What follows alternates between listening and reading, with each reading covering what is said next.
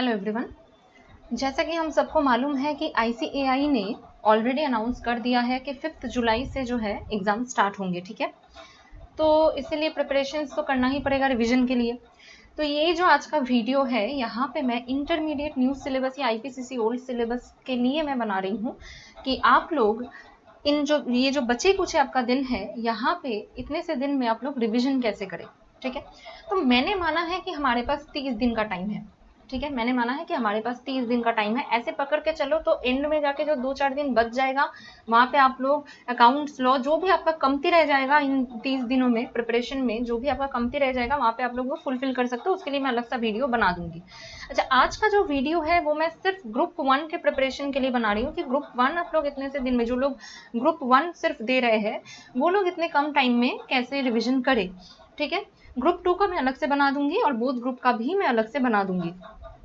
अच्छा देखिए, तो जैसे कि मैंने बोला कि हम लोग मान के चलेंगे कि हमारे पास 30 दिन का टाइम है और ऐसे तो देखा जाए तो ग्रुप 1 में 4 पेपर्स हैं, लेकिन मैंने यहाँ पे 6 पेपर में इसको बांट दिया है। ऐसा क्यों? क्योंकि पेपर 3 में कॉस्ट एंड फाइनेंशियल मैनेजमेंट मिला के एक पेपर है और पेपर 4 में डायरेक्ट टैक्स इनडायरेक्ट टैक्स मिला के एक पेपर है। तो मैंने इसीलिए 6 सब्जेक्ट या 6 पेपर्स में मैं इनको बांट दिया है। तो अगर 30 दिन हम लोग मान के चले और हम लोग माने कि हमारे पास 6 पेपर्स है, तो उस हिसाब से हम लोगों के पास एक एक पेपर के लिए 5 दिन का टाइम है, ठीक है। अच्छा, तो उस हिसाब से अब हम लोग एक एक करके देखेंगे कि कौन से पेपर को कैसे कंप्लीट करें। तो सबसे पहले मैं बात करूंगी अकाउंटिंग का। अकाउंटिंग आप लोग सबसे पहले करेंगे। नीचे यहाँ पे मैंने टाइम मैनेजमेंट बता दिया है। देखिए, ये मैंने अपने हिसाब से टाइम मैनेजमेंट बनाया है। जब मैंने खुद इंटर दिया था तो मैंने कौन सा टाइम मैनेजमेंट फॉलो किया था, उस हिसाब से मैंने ये बता दिया है।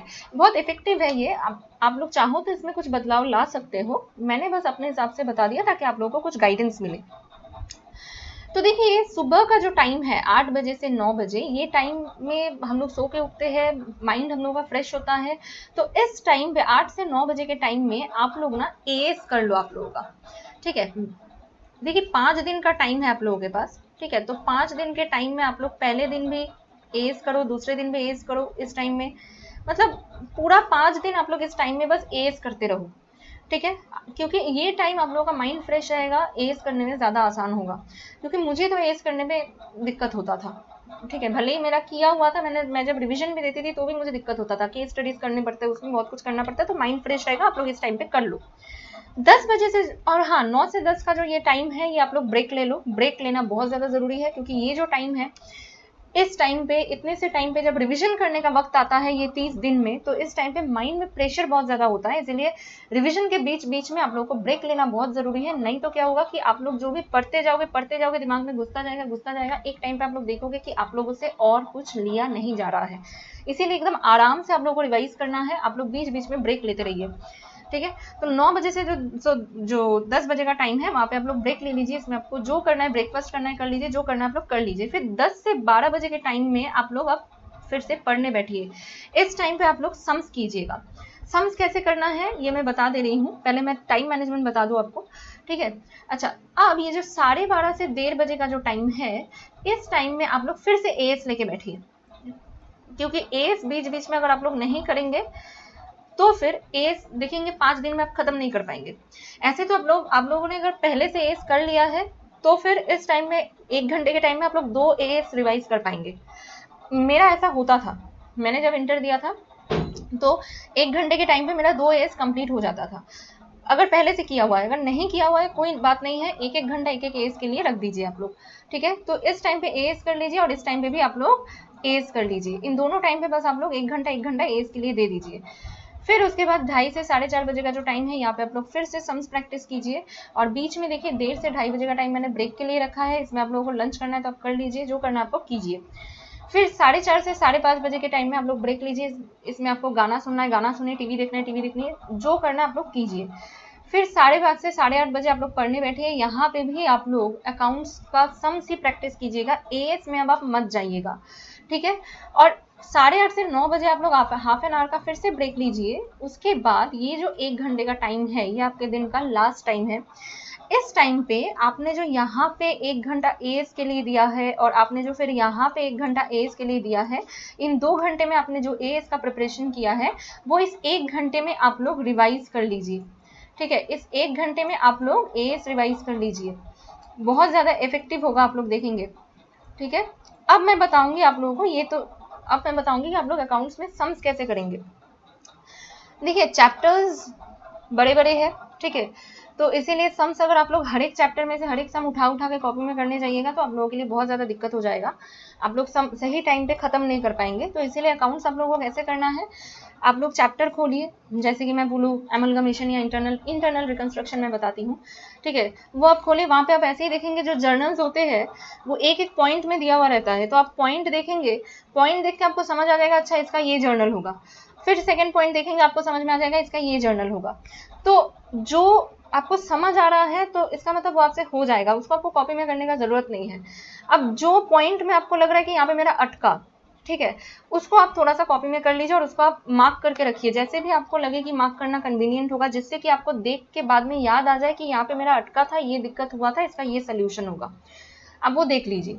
ठीक है, हर एक सम को कॉपी में करने का कोई ज़रूरत नहीं है, जैसे कि एनपीओ है आपका, एनपीओ में भी सम्स बड़े बड़े होते हैं, कैश फ्लो में भी सम्स बड़े बड़े होते हैं, तो आप बस खोलिए चैप्टर, खोल के एक एक सम को आप उठाइए, उसमें एक एक एंट्रीज जो है आप देखिए कि कैसे क्या होगा। अगर आपके दिमाग में ये झट से आ रहा है कि अच्छा ये एंट्री होगा, इसका ये एंट्री होगा, तो बिल्कुल सही है आपका प्रिपरेशन, लेकिन जहाँ पे आपका अटका वो आप कॉपी में कर लीजिए, जो सम आपका अटकेगा वो सम आप कॉपी में कर लीजिए, और जिस एडजस्टमेंट में अटकेगा उस एडजस्टमेंट को आप स्टार मार्क कर लीजिए, आगे जाके एग्जाम के 1 दिन पहले या 1.5 दिन पहले आपके काम में आएगा वो।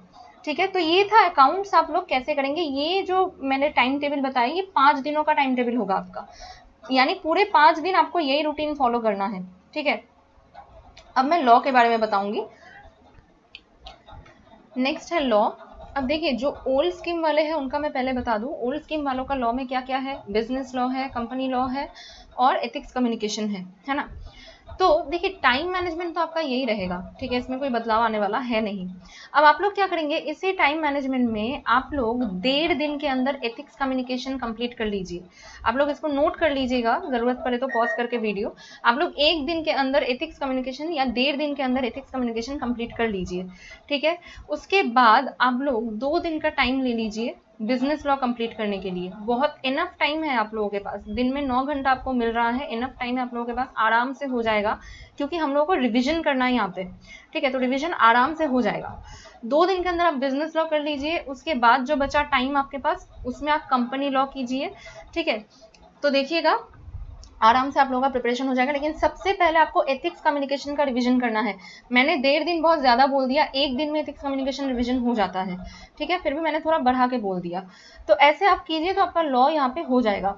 और लॉ का मैं नहीं बता रही हूँ स्पेसिफिकली कब क्या करना है, क्योंकि मैंने तो बोल ही दिया कि 1.5 दिन में आप एथिक्स कम्युनिकेशन कर लीजिए, 2 दिन में बिजनेस लॉ रिवाइज कर लीजिए और बाकी बचे दिन में आप कंपनी लॉ कीजिए। और पढ़ेंगे कहाँ से आप, अगर आपके पास कोई रेफरेंस बुक है तो ठीक है आप वहाँ से रिवाइज कर सकते हैं, लेकिन इंस्टीट्यूट का मटेरियल आप ज़रूर फॉलो कीजिएगा। ठीक है, ये सिर्फ लॉ के लिए नहीं, जितने भी सब्जेक्ट्स हैं 6 पेपर्स है, 6 पेपर्स के लिए ही आप इंस्टीट्यूट का स्टडी मटेरियल, इंस्टीट्यूट का प्रैक्टिस मैनुअल न्यू स्कीम वालों के लिए नहीं है, लेकिन स्टडी मटेरियल ज़रूर इंस्टीट्यूट का फॉलो कीजिएगा, क्योंकि इंस्टीट्यूट का मटेरियल ही सबसे ज़्यादा इफेक्टिव होता है एग्जाम में। ठीक है, अच्छा नेक्स्ट है कॉस्ट एंड फाइनेंशियल मैनेजमेंट। देखिए कॉस्ट एंड फाइनेंशियल मैनेजमेंट आपका न्यूमेरिकल पेपर है, थियरीज भी इसमें आते हैं, तो थियरीज आप एक काम कीजिएगा, थियरीज आप वही एएस की तरह ही यहाँ पे 8 से 9 बजे के अंदर, यहाँ पे 12:30 से, सॉरी ये थोड़ा कट गया, यहाँ पे 12:30 से 1:30 बजे के अंदर आप थियरीज कर लीजिएगा। बाकी टाइम में आप सम्स कीजिएगा, 2.5 दिन रखिएगा कॉस्ट के लिए, 2.5 दिन रखिएगा फाइनेंशियल मैनेजमेंट के लिए। ठीक है, ये भी न्यूमेरिकल पेपर है, क्या सारे सम्स को कॉपी में करना है, बिल्कुल नहीं, सारे सम्स को कॉपी में नहीं करना है। आप लोग बस एक एक सम देखेंगे और अपने माइंड में बस सोचते रहेंगे कि ये सम ऐसे होगा वैसे होगा, जिसमें अटकेगा आपका उसको बस आपको कॉपी में करना है। ठीक है, जो स्मूथली आपसे मतलब रिवीजन के टाइम पे जब आप सम को देखेंगे आपके दिमाग में स्मूथली जो सॉल्व होता रहेगा उसको आपको नहीं करना है कॉपी में, जो अटकेगा, जो एडजस्टमेंट अटकेगा बस उसको कॉपी में करना है और उस एडजस्टमेंट को मार्क कर लेना है। ठीक है, नेक्स्ट है direct tax and indirect tax. अच्छा इसके लिए भी 5 दिन है आपके पास, 5 दिन में, अब आप ध्यान से सुनिएगा, 5 दिन में आप सब, डायरेक्ट टैक्स को मैं बता दूं, इसके लिए 5 दिन अलग से है और इसके लिए 5 दिन अलग से है। ठीक है, यही देख ली, अच्छा, एक मिस्टेक यहाँ पे मेरा हो गया है। मैंने आपको बोला था एक एक सब्जेक्ट के लिए 5 दिन है। तो कॉस्ट के लिए तो आपके पास 5 दिन है, फाइनेंशियल मैनेजमेंट के लिए आपके पास 5 दिन है। तो 5 दिन आप आराम से 8 से 9 बजे सुबह थियोरी कीजिए, 12:30 से 1:30 बजे आप थियोरी कीजिए कॉस्ट का। उसके बाद आप न्यूमेरिकल्स कीजिए, जैसे कि मैंने बोला न्यूमेरिकल्स करने का तरीका वैसे आप कीजिए, कॉपी में हर एक सम को करने का जरूरत नहीं है। उसी तरीके से फाइनेंशियल मैनेजमेंट के लिए भी आपके पास 5 दिन है, ठीक है। तो उन 5 दिन में आप यहाँ पे 8 से 9 बजे थियरीज कीजिए, 12:30 से 1:30 बजे थियरीज कीजिए, फिर आराम से आप 5 दिन न्यूमेरिकल्स करिए। यहाँ पे भी वही है, न्यूमेरिकल्स आपको कॉपी में करने का कोई जरूरत नहीं है, आप बस देखते रहिए, जहाँ पे आपको अटकेगा वो सम आप कॉपी में कर लीजिए, और जिस एडजस्टमेंट में अटकेगा उसको आप मार्क कर लीजिए, ठीक है। अच्छा, नेक्स्ट डायरेक्ट टैक्स, इसके लिए भी आपके हाथ में 5 दिन है। इसको आप कैसे करेंगे? पहले 1.5 दिन के अंदर आप 5 हेड्स ऑफ इनकम जो है उसका रिवीजन कर लीजिए, ठीक है। उसके बाद जो बचा दिन है आपके पास 3.5 दिन, उसमें आप ये रूटीन सेम आपका टाइम मैनेजमेंट रहेगा, टाइम मैनेजमेंट आपका यही रहेगा, यहाँ पे आप बाकी के चैप्टर्स कीजिए, ठीक है। 5 हेड्स ऑफ इनकम यहाँ पे आप सबसे पहले 1.5 दिन में कर लीजिएगा। उसके बाद उसके बाद आप set of and carry forward of losses कीजिएगा, एडवांस टैक्स का चैप्टर कर लीजिएगा, टीडीएस कर लीजिएगा, ये सब आप उसके बाद कर लीजिएगा। पहले 1.5 दिन 5 हेड्स ऑफ इनकम, उसके बाद advance tax, TDS and set of and carry forward of losses, ठीक है, ये चैप्टर्स कर लीजिएगा बस। उसके बाद जो बचे के जो चैप्टर्स है वो आप बाकी के दिन आराम से करते रहिएगा, यही टाइम फॉलो करके। अब नेक्स्ट आपका जो आखिरी 5 दिन है उसके लिए आपका है इनडायरेक्ट टैक्स, ठीक है। इनडायरेक्ट टैक्स आप कैसे करेंगे? जीएसटी है पूरा आपका, तो जीएसटी आप 5 दिन में आराम से आपका रिवीजन हो जाएगा। उसके साथ आप देखिएगा आपका इतना हल्का हो जाएगा, आप अगर ये रूटीन फॉलो करते हो आप देखेंगे कि आपका प्रिपरेशन इतना हल्का हो जाएगा कि इनडायरेक्ट टैक्स रिवाइज करते करते आप, हो सकता है कि आप डायरेक्ट टैक्स का रिवीजन कर लो, हो सकता है कि आप थोड़ा बहुत लॉ देख लो, ठीक है। तो ऐसा आपका होता रहेगा। आप ये टाइम टेबल फॉलो करके देखिए, ये ज़रूर इफेक्टिव होगा, ठीक है। मेरे लिए बहुत इफेक्टिव था, आपके लिए भी मेरे ख्याल से होगा। Thank you.